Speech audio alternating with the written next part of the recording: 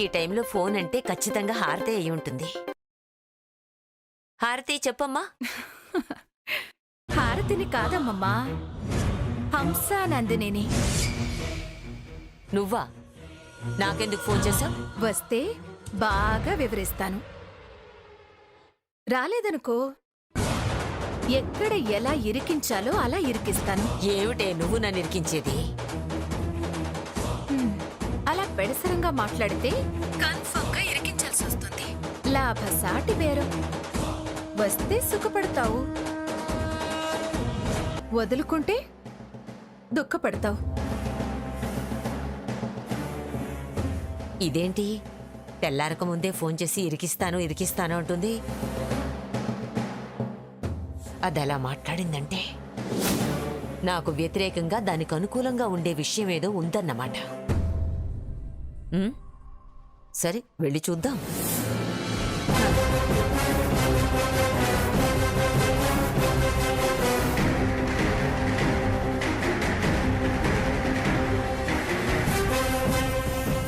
ఏమిటి సావిత్రిది? ఇది ఆరెంజ్ జ్యూసా? బొప్పాయి వాసన వస్తుంది.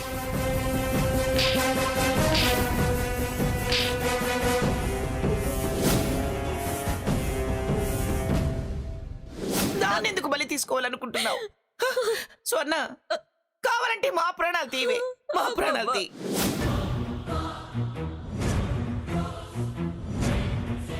నిన్ను వేడుకుంటున్నానమ్మా, వేడుకుంటున్నాను. కనికరించు, నా సీతను వేధించకు.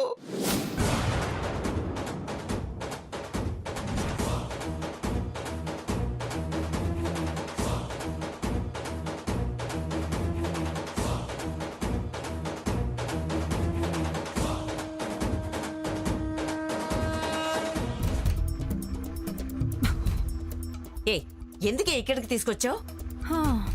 ముసలిదానివి కదా, టెర్రస్ దాకా నడవలేవని ఇక్కడికి తీసుకొచ్చా. ఎందుకు నన్ను రమ్మని ఫోన్ చేశావు? ఏదో లాభం దుఃఖం అన్నావు.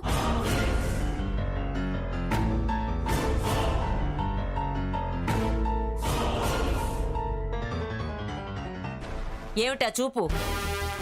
విషయం ఏమిటో చెప్పు. ఆదివారం నాడు అరటి మొలిచింది, సోమవారం నాడు పండు కాచింది.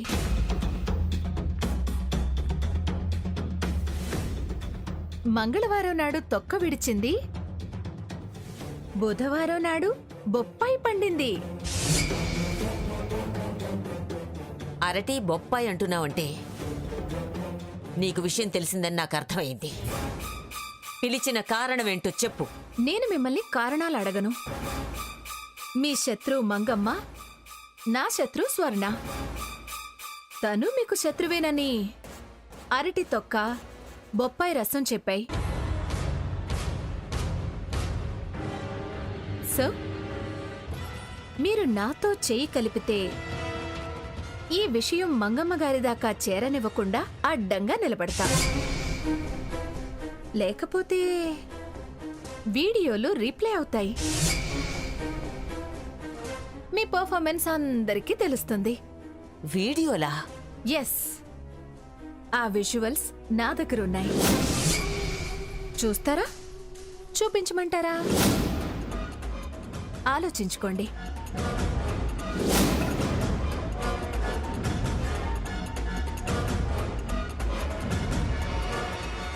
నన్నేం చేయమంటావు?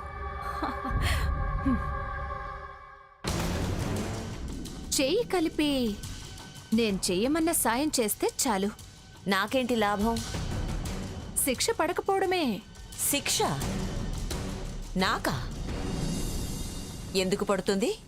నిండు గర్భిణి కాలు కింద అరటి తొక్కేసి హత్యా ప్రయత్నం చేశారని, బొప్పాయి రసమిచ్చి గర్భస్థ శిశువు ప్రాణం తీసే ప్రయత్నం చేశారని. చాలా? ఇంకా అవసరం లేదులే. ఏం చేయమంటావు? చెయ్యి కలిపినట్టేగా. అందుకేగా పనేమిటని అడిగేది. అవసరాన్ని బట్టి చెప్తా. ఓకేనా? ఓకే.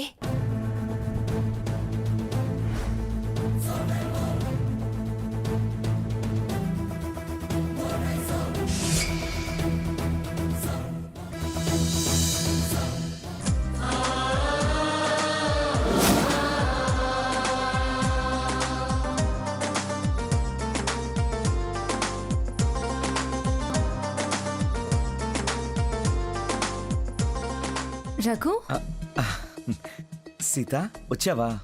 ఏంటి రఘు, ఏంటిదంతా? కడుపుతో ఉన్నవాళ్ళు ఆనందంగా, ప్రశాంతంగా, ఆహ్లాదంగా ఉండాలి అంటారు. అందమైన పసిపిల్లల ఫోటోలు చూస్తూ ఉంటే అలాంటి పిల్లలే పుడతారంటారు ఎవరంటారు? పెద్దోళ్ళు. ఓహో, నేనెప్పుడు ఒక అందమైన రూపాన్ని మనసులో పెట్టుకొని మననం చేస్తూ చూస్తూ ఉంటాను కదా. మనకెలాగూ అందమైన పిల్లలే పుడతారు. అందమైన రూపమా? ఎవరా హీరో? నా హీరోవి, నా అభిమానివి, ప్రేమికుడివి అన్నీ నువ్వే కదా రఘు. ఆ, నేనేం అందగాన్ని కాదే. నా కళ్ళతో చూస్తే తెలుస్తుంది. మరి నన్ను అందంగా ఉంటావని అంటావు కదా. నువ్వు నాకు కనబడ్డం వేరు, నేను నీకు కనబడ్డం వేరు. మన ప్రేమలో నువ్వు నేను అన్న తేడా లేదు. ఈ సిచ్యువేషన్ కి ఆ సాంగే కరెక్ట్. ఏ సాంగ్? అమ్మాయే పుడుతుంది, అచ్చం అమ్మలాగే ఉంటుంది. ఆ, చాలు, నీతో నేను తగు పడదలుచుకోలేదు. అంటే అమ్మాయినే ఇస్తావా? నా కోరిక నెరవేర్చుకుంటాను. ఆ, అంటే అబ్బాయినా? ఇద్దరి కోరిక నెరవేరిస్తే నీకేమైనా అభ్యంతరమా? ఆహా. ఆ.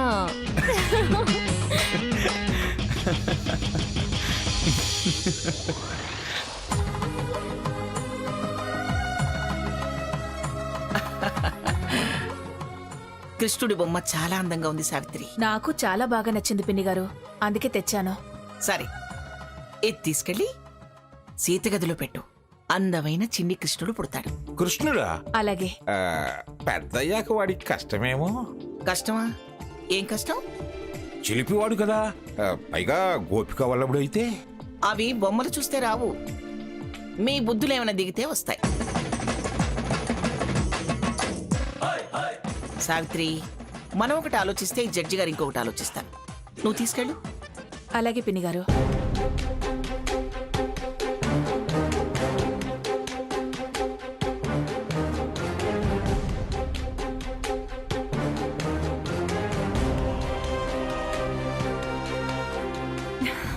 అమ్మా, బొమ్మ చాలా బాగుంది. ఇలా ఇవ్వమ్మా, చూసిస్తాను.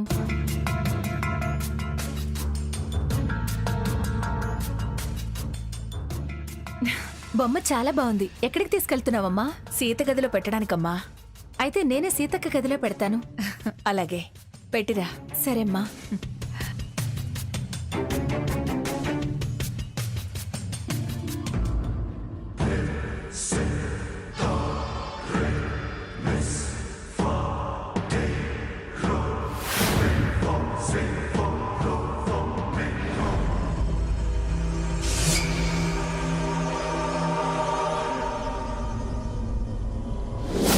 ఏమిటి సావిత్రి ఇది? ఇది ఆరెంజ్ జ్యూసా? బొప్పాయి వాసన వస్తుంది.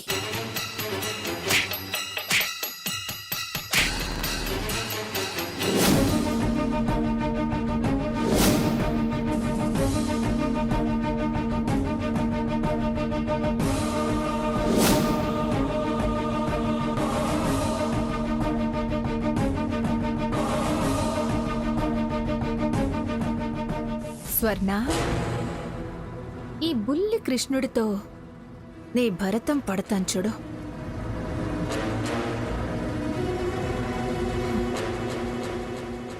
ఎంత అందంగా ఉన్నావు కృష్ణ. రాధ కభీ శ్యామ్ హో తో మీరా కభీ శ్యామ్, రాధ కభీ.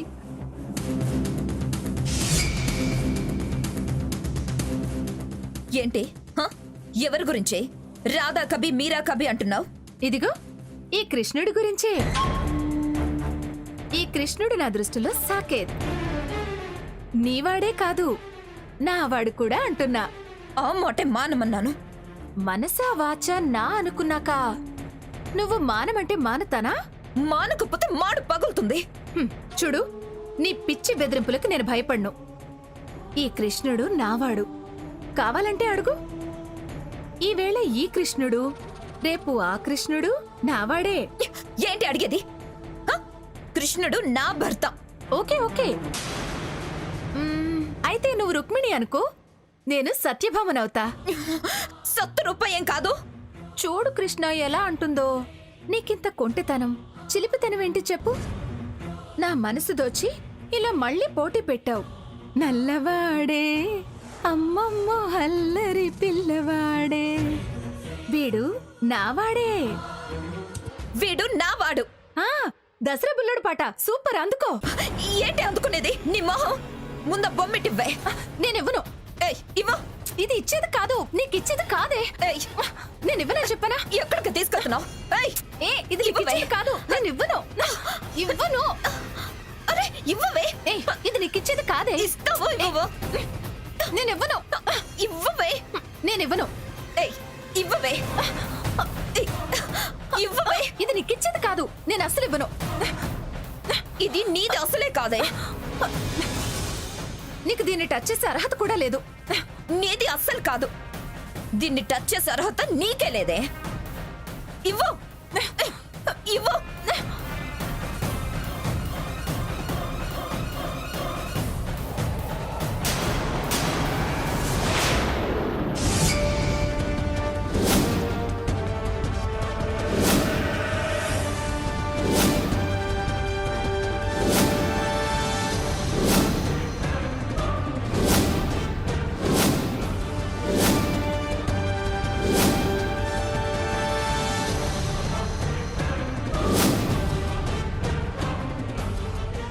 ఏయ్ బుద్ధిహీనురాలా, దేవుడి బొమ్మన జ్ఞానం కూడా లేదా నీకు?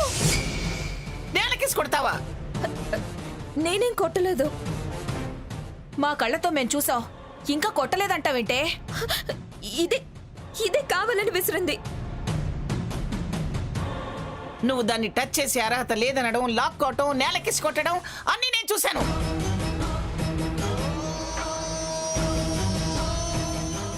ఇంకా దబాయిస్తావేమిటి? దబాయింపుడు. అమ్మమ్మ నోరు ముయ్యవే. అమ్మమ్మాట అమ్మమ్మ. చిన్ని కృష్ణుడు బొమ్మ బాగుందని మీ అమ్మ ఎంతో ముచ్చటపడి తీసుకొచ్చింది. కడుపుతో ఉన్న పిల్ల కదా, దాని గదిలో పెడితే చక్కని కృష్ణుడు రేపు నట్టింట్లో పారాడతాడని అనుకున్నాను. నువ్వేమో దాన్ని నేలపాలు చేశావు. మీ అమ్మ మనసు ఎంత నొచ్చుకుంటుంది, ఎంత అపశకునంగా భావిస్తుంది. దీనికి దయ్యం పట్టి కొట్టుకుంటుంది.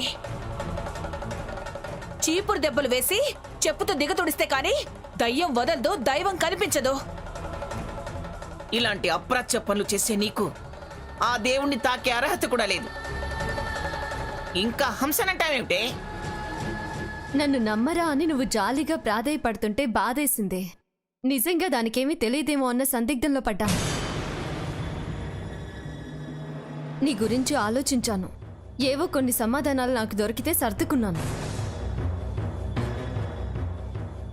కానీ ఇప్పుడు అవన్నీ తొలగిపోయాయి. భ్రమపడ్డాను. నేను పూర్తిగా భ్రమపడ్డాను. నీ అసలు బుద్ధేంటో స్పష్టంగా బయటపడింది. అక్క ఇంకా ఎందుకు అక్క అని అనడం? గదిలో బొమ్మని అంగీకరించలేని దానివి రేపు మా బాబుని ఎలా సహిస్తావు? అది ఎవరిని సహించలేకపోతుంది. దాని అణువణువు స్వార్థం పేరుకుపోయిందిరా. అక్క మీదే ఇంత ఓర్పు మాలింతనం పెంచుకున్నావు. ఏ సుఖపడతావే? అయ్యో మీకు అసలు ఏం జరిగిందో తెలీదమ్మా. ఇంకా ఏంటో తెలిసేది? బంగారం లాంటి బొమ్మ అమ్మ నా కోసం ప్రేమగా తెచ్చిందని ఎత్తేసి ముక్కలు చేసి నిజం తెలీదు, అబద్ధం తెలుసుకోండి అంటున్నావు. చిచ్చి, ఇంత ఓర్వలేంతనమా? నీలో పశ్చాత్తాపం ఆశించాం గాని పైశాచికత్వం రోజు రోజుకి పెరుగుతుంది. హంస అది నీ గదిలో కని చెప్పలేదక్క. నువ్వు చెప్పనిస్తేగా. బొమ్మ చూడగానే భగ్గుమన్నావు.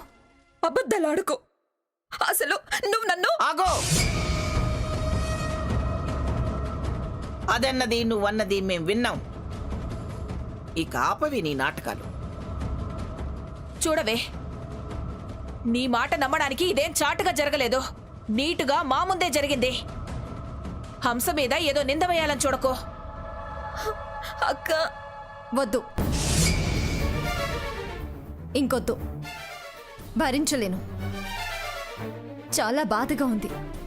ఇంక నేను సహించలేను, సర్దుకుపోలేను. ఎన్నిసార్లు నాకు నేను సమాధానం చెప్పుకోను? ఇంక నా మనసు నా మాట వినదు. తపన పడ్డం, తప్పని ఆరాట పడ్డం వద్దని బాగా తెలిసొచ్చేలా చేశావు. నా సంతోషం చూడ నీతో సర్దుకుపోవడం ఇంక నా వల్ల కాదు. నీ కోపం ఆ బొమ్మ మీద కాదు, నా బిడ్డ మీద అని చెప్పడానికి పగిలి నా ముక్కలే సాక్ష్యం. ఇంత చూసాక నా మనసాక్షి నిన్నెలా క్షమిస్తుంది? అది కాదక్క. వద్దు తల్లి వద్దు. నీ వివరణ వద్దు, సంజాయిషి వద్దు. చేసింది చాలు. సీత, ఇప్పటికైనా నీ ఆలోచన మార్చుకున్నావు, అది చాలు. ఇప్పుడు నిర్ణయం కూడా తీసుకో. చెల్లి అనే భావనకు చెల్లు చెప్పే. అవునే సీత, నీ ఆరాటం అర్థం చేసుకోలేని దాని సావాసం నీకు ఇంకొద్దు. అది కాబట్టి అన్ని తప్పులు కాచింది. అయినా నీ బుద్ధిలో పిసరంత మార్పు రాలేదు. ఎప్పుడు దాన్ని ఏడ్పించడం తప్ప వేరే పనే లేదా నీకు? ఇంకా ఏడవనమ్మమ్మ గారు, దానికోసం కన్నీళ్లు రానివ్వను. నా బిడ్డ మీద ఇంత కన్నీరు చేసిన తర్వాత ఇంకా దానికోసం, దానికి మేలు చేయడం కోసం అసలు ప్రయత్నించను. ఆ మాట మీదే ఉండాలి సీత. ఖచ్చితంగా ఉంటాను రకం. అక్క, నా మాట వినక్క, ప్లీజ్ అక్క. ఇది అసలు నిజం నాతో చెప్పలేదు. చెప్పినా చెప్పకపోయినా నీ చుప్పనాది బుద్ధి మాకు తెలిసిందే. నానమ్మ, ఎందుకు మూడ్ డిస్టర్బ్ చేసుకోవడం? అత్తయ్య గారు, ఆల్రెడీ నేను గదిలో అందమైన బుజ్జాయి బొమ్మలు పెట్టాను. సెంటిమెంటల్గా ఫీల్ అవద్దు. అవును సావిత్రి, జరిగింది ఏది నువ్వు మనసులో పెట్టుకోవద్దు. పద్ సీత.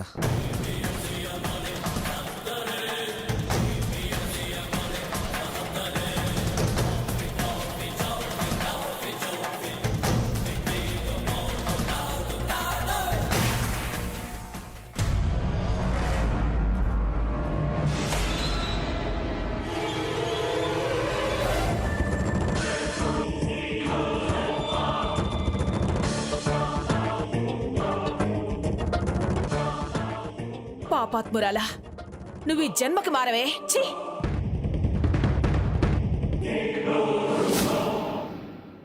అది నీ మీద అందరికీ ఉన్న అభిప్రాయం. నిజమని నువ్వెంత గొంతు చించుకున్నా నిన్నెవ్వరూ నమ్మరు.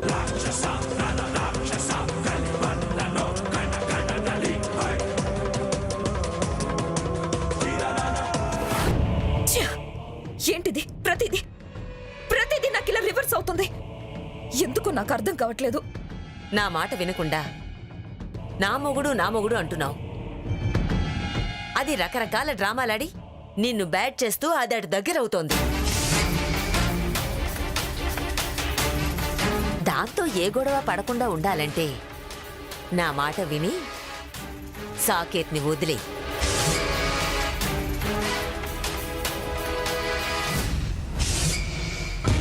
అదెన్ని డ్రామాలాడినా దాన్ని సాకేత్కి దక్కనివ్వను. కృష్ణుడు బొమ్మనే దక్కించుకోలేకపోయావు, ఇక సాకేత్నేం దక్కించుకుంటావు? బొమ్మను అడ్డం పెట్టుకుని నన్ను ఫూల్ని చేసింది. దాన్ని వదలను. ఎల్లకాలం నన్ను నమ్మి నాకు తోడుగా ఉండే నా సీతక్కకి నా మీద కోపం వచ్చేలా చేసింది. ఆవేశాన్ని తట్టుకోలేకపోతున్నాను. దాన్ని దెబ్బ కొట్టేదాకా నాకు మనశ్శాంతి లేదు. బావ నుంచి అది దూరం అయ్యేదాకా నేను ప్రశాంతంగా బ్రతకలేను. ఇలా అదే తలుచుకుంటూ కూర్చుంటే కొత్త ఆలోచనలు రావు. అవును స్వర్ణ, పద అలా బయటికెళ్దాం. ఎక్కడికి? మంచి ఆలోచనలు వచ్చే దగ్గరికి. అది వదిలి వెళ్లేదాకా నాకెక్కడికి రావాలనిపించట్లేదు. అయితే అది వదలదు, జలగలా పట్టుకుంటుంది. అవునే, బయటికెళ్ళి కాస్త ఫ్రెష్ అయ్యి కాస్త రిలాక్స్డ్గా ఆలోచిద్దాం. రా వెళ్దాం. స్వర్ణ, నీ మేలు కోరేవాళ్ళు. నా మాట వినమ్మా. రా స్వర్ణ. నాకు చాలా ఇరిటేటింగ్ గా ఉంది. దాని మీద కసి తీర్చుకోవాలి. దానికి పరిష్కారం వెతకడానికి నే రమ్మనేది. రా స్వర్ణ, వెళ్దాం. రా రా రా. పద.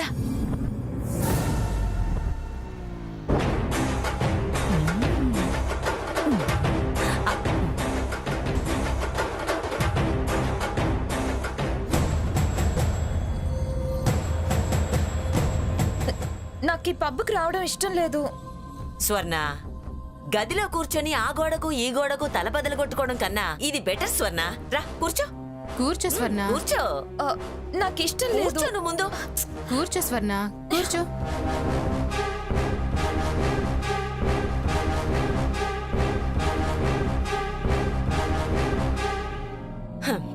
ఇప్పుడు చెప్పు, నీ ప్రాబ్లం అంతా ఆ హంసేగా? ఇంకెవరు? అదేగో. దాన్ని బయటికి తరిమే దారి చెప్పండి. స్వర్ణ, వచ్చి రాగానే అదే ఆలోచన. ముందు నువ్వు మూడ్ ఆఫ్ నుంచి రిలాక్స్ అవ్వు. బేరర్, ఫీల్ అవ్వకు స్వర్ణ. చెప్పండి మేడం. చెప్పండి, వైనా విస్కీనా? నాకు సాఫ్ట్ డ్రింక్. నాకేం వద్దు. వద్దంటే ఉన్న బ్యాడ్ మూడ్ నుంచి ఎలా బయటకు వస్తావు స్వర్ణ? 2 పెగ్గలేసి 4 స్టెప్పులేస్తే టోటల్ గా ఫ్రెష్ అయిపోతావు. ఆ తర్వాత ప్లాన్ అయ్యొచ్చు. వద్దనకు, హుషారొస్తుంది, ఎనర్జీ క్రియేట్ అవుతుంది స్వర్ణ. ఈ డ్రింక్స్ డాన్స్లే నా సంసారాన్ని కూల్చాయి. నన్ను ఈ పరిస్థితికి తీసుకొచ్చాయి. పొరపాటు పడుతున్నావు స్వర్ణ. వాళ్ళ ఊర్పు మాలిన తనమే నీ ఈ పరిస్థితికి కారణం. ఎక్కడ పోగొట్టుకున్నామో అక్కడే వెతుక్కోవాలి.